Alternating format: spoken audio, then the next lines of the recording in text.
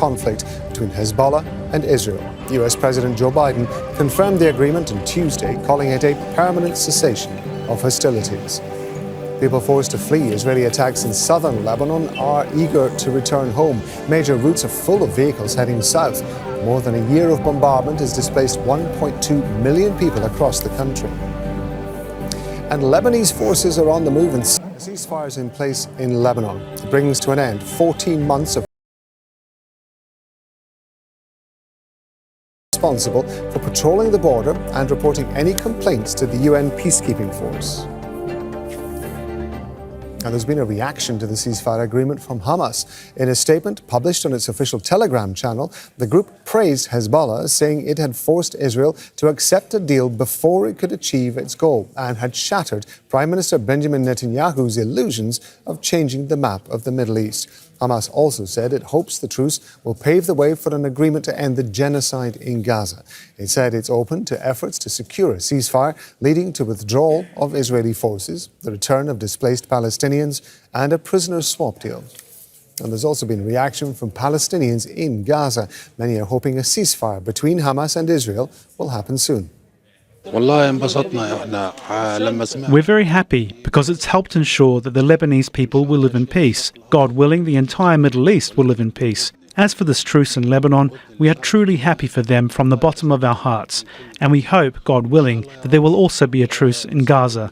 We hope our brothers in the resistance understand there is no other path but peace.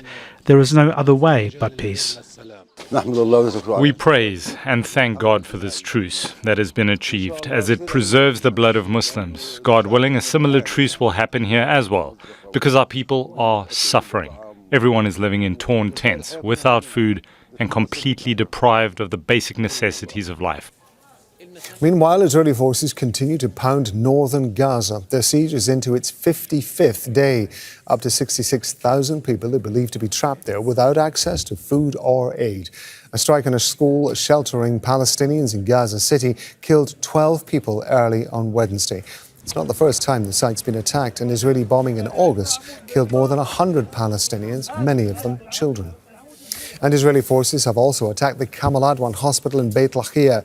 At least 3 people were killed in a drone attack earlier this morning. 10 more were critically injured. Tariq Abu Azum joins us from outside Al-Aqsa Hospital in Deir al-Balah. So there might be a ceasefire between Israel and Lebanon, but the strikes continue in Gaza, Tariq.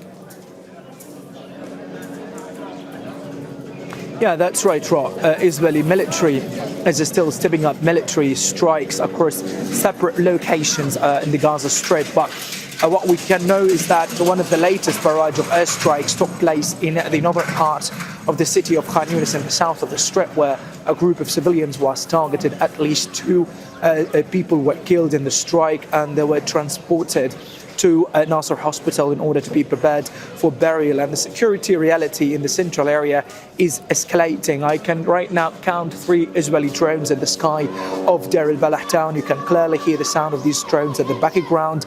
They have been hovering for more than an hour on the ground, and it could be a sign of potential military strikes within the coming hours. But the bleak reality is that the northern Gaza has been under very strict siege by the Israeli military, and their ongoing operations on the ground have created some sort of wide-scale devastation for civil infrastructure, including homes, water networks, and also civil infrastructure like roads, where these places are no longer recognizable. Also, we have been getting reports from eyewitnesses that the vicinity of Kamal Adwan Hospital has been bombed in the past couple of hours, where 2 Palestinians have been confirmed killed. And we have seen very distressing images and videos for bodies of Palestinians who have been killed earlier today, this morning, have been eaten by cats and dogs, which could be a very devastating reality of what's going on there in the north of the territory. Tariq, thank you very much indeed. Tariq Abu Azum talking to us from Deir al-Balah. Make sure to subscribe to our channel to get the latest news from Al Jazeera.